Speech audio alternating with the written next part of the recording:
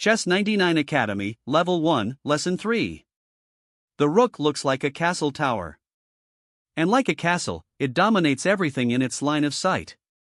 Each side gets 2 rooks, and they are one of the most powerful pieces on the board. Let's learn how they move. Here's a rook sitting on d4, right in the center. A rook moves in straight lines, along ranks and files. It can go up, down, left, or right, as many squares as it wants. From d4, this rook can reach 14 different squares. That's a lot of power from a single piece. There's one important limit.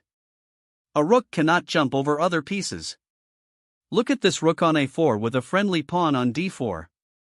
The rook can move to b4 and c4, but it cannot pass through d4 or land there because that's a friendly piece. If that pawn were an enemy piece, the rook could capture it by landing on its square, but it still couldn't go past it. Here's where the rook truly shines. This rook on e1 sits on a completely open file. No pieces in the way. It controls every square from e1 all the way to e8. It's pointing directly at the black king. In real games, getting your rook onto an open file is one of the most important strategies you can learn. Let's recap. The rook moves in straight lines along ranks and files.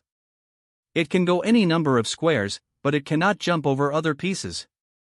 It captures by landing on an enemy piece's square. And a rook on an open file is one of the most dangerous forces in chess. 2 rooks working together? Even more powerful.